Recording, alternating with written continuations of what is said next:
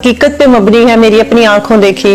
ये वीडियो देखने से पहले अगर आपके पास छोटे बच्चे हैं या 18 साल से कम उम्र बच्चे आपके पास बैठे हैं तो प्लीज उनसे दूर ले जाइए अपना मोबाइल और खामोशी से ये वीडियो जरूर देखिएगा। आपके 2 मिनट, आपके 3 मिनट शायद आपके बच्चे की जिंदगी के लिए बड़े जरूरी हो। तो बताना मैं आपको ये चाहती हूँ कि वो बच्चे, वो वालिदैन जिनके बच्चे वैन्स पे या रिक्शा में स्कूल जाते हैं, ये स्पेशली वीडियो उन लोगों के लिए है और उन लोगों के लिए भी जिनके आस पड़ोस के या रिश्तेदारों के बच्चे इन चीजों पे जाते हैं। तो वो थोड़ा सा मेरा कहने का मकसद ये है कि गौर करें कि दोस्तों, इस तरह की वीडियो हम आपके साथ शेयर करने जा रहे हैं जिसको देखना सबके लिए बहुत ज्यादा लाजमी हो गया है और जिसे देखने के बाद आपके भी रोंगटे खड़े हो जाएंगे। जिस तरह से 2 दिन से सोशल मीडिया पर पंजाब कॉलेज की लड़की का वाकया वायरल हो रहा है, जिसे पंजाब पुलिस और हुकूमत दबाने की भरपूर कोशिश कर रहे हैं। ऐसा कोई वाकया फिर दोबारा ना हो तो इस वीडियो को एंड तक लाजमी देखें। कभी कभार साथ अपनी गाड़ी लगा लें, ये चेक एंड बैलेंस रखें कि बच्चे महफूज होके जा रहे हैं नहीं जा रहे। ये बात मैं क्यों कर रही हूँ, हुआ कुछ यूं है कि मेरा जाना एक सोसाइटी के अंदर हुआ। वहां पे मैंने देखा कि एक वैन जा रही है, छोटे वाली जो कैरी डब्बा होता है, उसमें वैन के ड्राइवर ने, बच्ची छोटी थी, 4-5 साल की बच्ची होगी, जिस तरह छोटी छोटी बच्चियों को स्कूल भेजना स्टार्ट कर देते हैं, बिल्कुल अर्ली क्लास की छोटी सी बच्ची होगी। ड्राइवर ने बच्ची को जो है ना वो अपनी गोद में बिठाया हुआ था, बिल्कुल दोनों लेग्स के बीच में बच्ची को, छोटी को बिठाया हुआ था। और बच्ची का जो चेहरा है वो इतना इरिटेट हुआ था, इतना परेशान था कि वो अपना रोना रोक रही थी और जब्त किए बैठी थी और फुल डरी हुई बच्ची थी। मुझे वहां पे काम था, मेरी नजर पड़ी कि गाड़ी बहुत स्लो जा रही है और स्कूल के यूनिफॉर्म में बच्ची है और बच्ची गोद में बैठी है। मेरी बात थोड़ी हजम नहीं हुई। पहले मैंने कहा शायद बेटी हो, ड्राइवर की बेटी हो, वो उसको लेके घर जा रहा हो। वैन में और बच्चे नहीं थे, बिल्कुल वो खाली थी वैन, खाली वही बच्ची थी और उसको यहाँ पे बिठाया हुआ था गोद में। फिर मुझे थोड़ा सा हुआ कि अगर अपनी बेटी है तो भी साथ वाली सीट खाली है, बच्ची को इतनी भी छोटी नहीं है कि उसको गोद में लिया जाए। 3 साल का बच्चा भी हो तो हमारी कोशिश होती है कि उसको साथ बिठाए।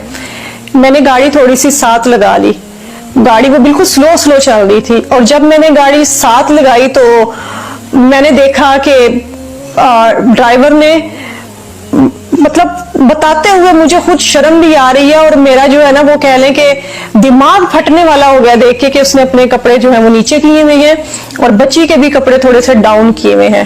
मतलब इससे ज्यादा साफ अल्फाज में मैं आपको नहीं बता सकती, आप समझदार हैं, आप समझ जाएं कि मैं क्या बताना चाह रही हूँ। इस तरह किए हुए और बच्ची को उसने वहां पे बिठाया हुआ है और बच्ची फुल रोने वाली हुई हुई है। मैंने साथ लगा के हॉर्न शॉर्न मारे हैं, उसको रोकने के लिए कहा। साथ साथ गाड़ी उसकी चल रही थी और साथ साथ मैं कभी आगे हो रही हूँ कभी पीछे हो रही हूँ ना गाड़ी के, मेरी गाड़ी उस गाड़ी के आगे पीछे हो रही है कि चेक करने के लिए मैं उसको देखना चाह रही थी। जब मैंने ये सारी सिचुएशन पे गौर किया तो उसने स्पीड बढ़ा ली गाड़ी की और बच्ची को, इसी दौरान बच्ची को उठा के साथ कर दिया। गाड़ी वो भगाता रहा, मैंने भी गाड़ी उसके पीछे लगा लिया और उसके बाद वो एक और इलाके में एंटर हुआ। उसी सोसाइटी के बाहर का एक इलाका था, गलियों में जाके मेरी गाड़ी मुसलसल उसके पीछे रही। वो जरा मेरे से आगे था क्योंकि उसकी स्पीड ज्यादा थी, मेरे पास गाड़ी बड़ी थी और ऊंची थी और ऊंची गाड़ी में से आपको पता है कि चीजें ज्यादा नजर आती हैं, साफ क्लियर नजर आ रही होती हैं। उसको पता था कि ये अब मेरा पीछा कर रही है और इसने कुछ ना कुछ देखा है। वो तब तक रिलैक्स होके उसने खुद को कवर कर लिया था, बच्ची को भी कवर करके उसने बिठा दिया था साथ वाली सीट पे कैरी डिब्बा में।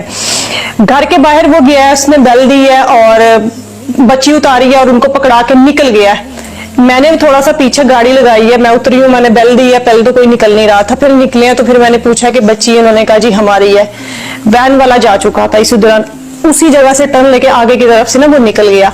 मैंने सारी सिचुएशन उनको बताई, पहले तो वो बिलीव ही ना करें, उनको लगे कि मैं शायद कोई बहरूपी है जिस तरह आ जाते हैं लूटने के लिए। फिर मैंने उनको बताया कि मैंने जो आज देखा आप वो सोच नहीं सकती हैं। तो उन्होंने फिर बताया कि बच्ची इसी तरह डरी डरी आती है और छुट्टी से थोड़ा सा लेट हो जाती है, आधा घंटा 35 मिनट। तो हम पूछते हैं तो वो कहते हैं कि रूट पे बाकी बच्चों को भी छोड़ना होता है छुट्टी के दौरान, तो इसलिए फिर इस बच्ची का घर थोड़ा सा आगे पड़ता है, तो फिर आते आते आधा पौना घंटा लग जाता है। और बच्ची ऐसी सहमी भी होती है, तो हमें ये है कि शायद स्कूल जाती है, स्कूल जाने वाले सारे बच्चे ऐसे डरे डरे होते हैं। मैंने जब उनको सारी सिचुएशन बताई कि ये सारा कुछ आपकी बच्ची के साथ हो रहा है, कि आपने कभी अपनी बच्ची से पूछा या बच्ची ने आपसे बताया और आप सिर्फ यही समझ रहे हैं, या आपने स्कूल जाके कभी पूछा कि बच्ची इतनी डरी सहमी आती है और वो बताती है कि मेरे पेट में दर्द हो रहा है, मैंने स्कूल नहीं जाना। हो सकता है वो डर स्कूल का ना हो, वो वैन वाले का डर हो।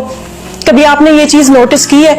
ये वाकया बताने का फिर उसके बाद उन्होंने पकड़ा ड्राइवर को, उसने आना बंद कर दिया क्योंकि उसको पता था कि अब मैं पकड़ा गया हूं। फिर भी उन्होंने उस तक एक्सेस ली, उसको पकड़ा और उसके बाद जो उन्होंने उसका मामला किया वो एक अलग केस है। मुझे ज्यादा लंबा मैं उसको नहीं जान सकी क्योंकि वो किसी का पर्सनल मैटर था, मैं उसमें अगलों को भी अजीब लगना था। आप लोगों को बताने का मकसद ये है कि अवेयर रहें, इन चीजों से अवेयर रहें। बच्चों को आप मम्मी डैडी होके खाली bad touch good touch in चीजों तक न रहे कि बेटा this is bad touch this is good touch. थोड़ा सा इसको डीप चले जाए और खुल के बताएं कि बेटा बैड टच और गुड टच क्या है, प्राइवेट पार्ट कौन से हैं, कपड़ों को कोई इधर से हटाता है, ये ऐसे करता है, तो आपने बताना है। बच्चों के दोस्त बन के खुदारा उनको बताएं, खुल के बताएं, वरना आप नहीं बताएंगे तो लोगों ने सारी शर्में साइड पे रख देनी है। बहुत मरियम नवाज इन सब मामलात को दबाने की कोशिश कर रही हैं और सिर्फ पंजाब में अपनी सियासत बचाने के लिए और अपनी सियासत को बदनाम ना करने के लिए मेरी बेटी को इंसाफ नहीं दिला सकती कि इस वाक्य को नशर होने से रोका जाए। और पंजाब पुलिस से प्रेस कॉन्फ्रेंस करवा कर इस आ रहा है कि इस तरह का कोई भी वाक्य रहनुमा नहीं हुआ। तलबा तहरीक जोरों शोर से शुरू हो चुकी है और तलबा को किसी किस्म का पंजाब पुलिस पर यकीन नहीं है और वो मुतासरा लड़की के लिए सिर्फ इंसाफ चाहते हैं। दोस्तों, अगर आप भी मुतासरा लड़की के लिए इंसाफ चाहते हैं तो कमेंट सेक्शन में जरूर उसके लिए कुछ लिखें। Thanks for watching. फिर मिलते हैं एक नई अपडेट के साथ।